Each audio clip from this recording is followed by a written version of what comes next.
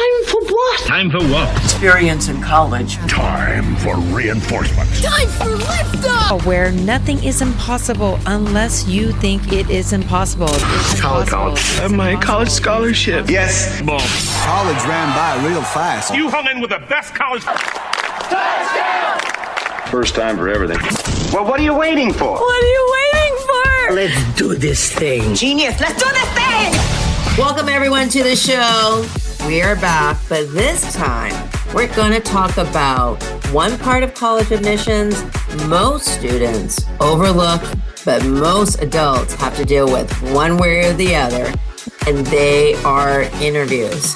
Yes, college interviews are out there, and no different than why an employer would want to do an interview. They want to just get a sense of who you are. Your application talks about your achievement, but not the vibe, not the sense of what type of person you're going to be in the dorm room, in the classroom, in the activities. So Mia is with us today. So with Mia, we're going to ask her, what did you think the first time you heard about that there were college interviews? Well, at first I was kind of shocked because I thought it was like an invite-only thing, which for some schools I know it is, but it's open for most schools. You can just sign up and you have that interview, which I thought was specifically for people who they were going to accept. No, and you're absolutely right. So not all colleges do interviews. Some highly selective schools, after you apply, do interviews.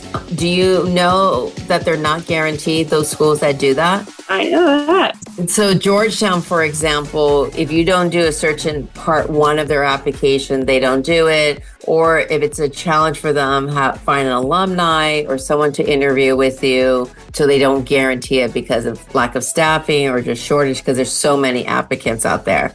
But you, like you just mentioned, there are some colleges that you just sign up for. So you said you went on the web and then you did what? I mean, you really just only had to search interviews for this college undergraduate admissions. And about 99.9% of the time, you won't have to do some digging. Some college websites are a little iffy, but usually it'll be the first tab that pops up, or you go to contact us, schedule an interview, and it usually would be right there. So it's honestly not as hard as you may think. No, I think that the hard part is the first time one interviews. What was really smart about you is like, okay, this is in a different time zone, like, what am I doing? Or, oh my gosh, like, where's a quiet room can I find, right? And you were really successful of getting that quiet area to do your interview. Tell us. I know you did 2 interviews. How did they go? For me personally, I think it went well. I was really scared in the beginning because I didn't know how formal it was going to be, but it turned out to be super informal. Both of them that I had were more of it was really a let's get to know each other type of interview. It was really a conversation between 2 people. The first one I had, she asked very simple questions. Why do you want to go to this school? How have you heard about the school? What are you planning on doing at this school? And then it was like, tell me about your extracurricular activities. What do you like to do? It was really like a conversation. And my second one was basically the same way, except she kind of asked like other things, what do you want to do in the future? What do you hope to do? Like, what are your hopes and dreams? What job do you want to have? They really just want to get to know you. And it's your chance to show off your personality. Like, one thing I did, which I did by accident, but I made one of my interviewers laugh super duper hard. And I was like, okay, like, this is just me and you talking, like, honestly. See, and that's the best way, right? It's just having that open heart and just being yourself, while you're going through that entire process. But did you prep in any way for any of these interviews? Yeah, well, of course, beforehand, I searched up what specific programs I really want to join at that school, because it's good to give specific examples. Like, if you want to go into STEM, search what specific major, search what classes you're interested in, or search like what clubs they have, what intramural sports if they have any. And it's always an interest, like they want to know your interests. So by you showing that you've researched what your interests are at the school, it's showing that you put an effort. No, and I think it's important that you have a response. Even if they're like, well, what do you want to do in the future? It's like, well, that's why I'm going to your school. I don't know right now, but I know you have this career center to guide me or this opportunity. So did you feel like you had to have exact answers, like it's only black and white? No exact answers, because it's also there for you to ask questions. So if you truly don't know, something about something very specific, you can always ask them. I heard about this. Can you tell me more? Yeah, and I'm sure you asked them, like you say, like tell them more, but you had some other specific questions like prepped ready for them, right? Like two Yes, questions. Yeah. Yes. Did that impress them? It did. Yeah. Because apparently no one asked, I got told that no one asked the questions that I was asking. And I was like, what? These are like basic questions, but whatever. You'll be surprised. A lot of people don't prep before, like even like on anything. So it's great that you have. So if there's a student out there who is getting ready for an interview, like we already know, not all colleges offer it. So they can search under admissions, check if they do offer it or not. You could schedule it maybe later. Also, some websites are not really clear. So you can also email or call the admissions office and ask them. But suggestions for students as they prepare to go into the interview. Just be yourself. That's all I could say. Like, there's no need to be uptight because they can tell. Even through Zoom, they can tell when you're trying to give a perfect answer, when you're not like continuing, like when you cut your answer short, they're going to ask you, oh, what else? So there's no need to like cut yourself short. Just keep going. Even if you ramble on for a little bit, it shows interest. So, I mean, I would really just say be yourself. Of course, look into the programs that you want. Look into the club. I have questions prepared because they really just want to know you and your interest in school. Yeah, and I do know there's some people out there, whether you're a student or adult, who get super nervous on interviews. I know I do. If you have the opportunity, practice with somebody else, a mock interview, ask your counselor if they could do that, or just kind of schedule, school that you're least nervous about in an interview, do them first. And then as you do it, like the second one, did you feel like you were a pro already? I felt like not necessarily pro, but it was a lot less nerve-wracking the second time. I love that modesty. No wonder why they adored you. No wonder why. And just remember, everyone, interviews don't make or break you. It's, as they say, the holistic process. They look at all aspects of that. So just keep that in mind. But those notes do get calculated in the application process.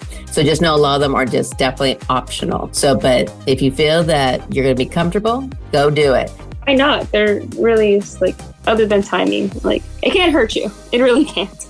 No, to be honest, my training back in the days as a career counselor is that even like if I'm very happy with my job, it's important to go out there and just practice doing interviews. You could get rusty on there. So it's important. Everyone does it, whether it's a college application or a job. Interviews are really key, especially later on in your career. So trust me, interviews are really, really important. Mia, we're going to ask you a question that let's just pretend came up in your interview. Are you ready for it? Yes. Okay. She says with hesitation. So here's the example. Mia's a little bit nervous, and maybe she brought up a topic that I'm just a little bit interested in. And I'm going to say, so Mia, you talked about Ironheart, the character in the comic books from Marvel. How did you get into that? Well, I've always been a fan of Marvel, like I said. I remember watching the Avengers movies when they first came out in 2011, 2012.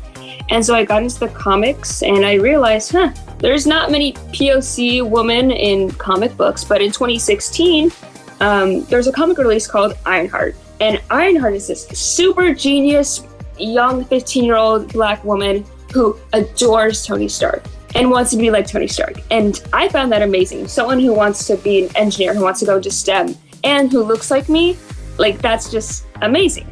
I thought it was amazing, and I fell in love with the series, and I'm excited they're making a show. It's going to be amazing, but just having that representation and having someone who's like me, who wants to go into STEM, who is working to be like a hero in a sense, and I just found that amazing because there wasn't really many POC women superheroes, especially those who are focused on engineering or do things like Iron Man and Ironheart, obviously. So it was just passion, great passion. So wait, so how many comics do you have that have Ironheart in it? I believe I have 5 or 6. 5 or 6. So you have the whole series, like the graphic novel too?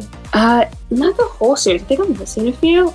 So Mia, I know you have some comic books out there. Do you also have, as some people call, the merch on Ironheart? Yes, I have some merch. I actually am ordering Ironheart shirt soon. I've convinced my mom to get me some.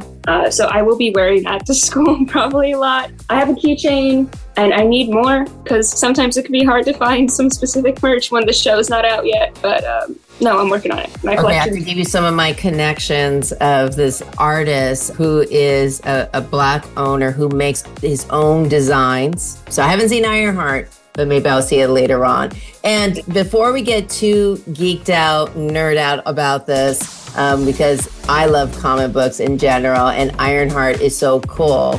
One of the things that Mia did wonderful, asking an off-topic question, which again, I'm going to mention to you guys. I've seen students talk about gaming or just something about a show with the rep. We heard Mia's passion. We heard about something that was important to her. She linked it to other things that was totally relatable in her own life. If you know Mia, it just totally linked and it made sense and she was engaged. And so missions interview asks you something off topic, it goes back to what Mia says, just be yourself, because that's the best self you can be. And then here's another example. If she decided to use this on a personal statement prompt, there's so many questions out there, whether it's a UC or comment out, topic of your choice. Yeah, she could have, Mia, couldn't you gone on about misrepresentation? Explaining the plot of comic before, like, it sounds like a great essay to me. It sounds like a great essay to me too, right? But it's more about your personality. And some people are like, oh, that's a hook, or I could steal that. If you try to steal an idea that's not part of who you are, it's not that great. But what's really important is for you realize your greatness, no matter if it's a comic book, whether it's an experience, a family responsibility, whatever it is. So what are your thoughts about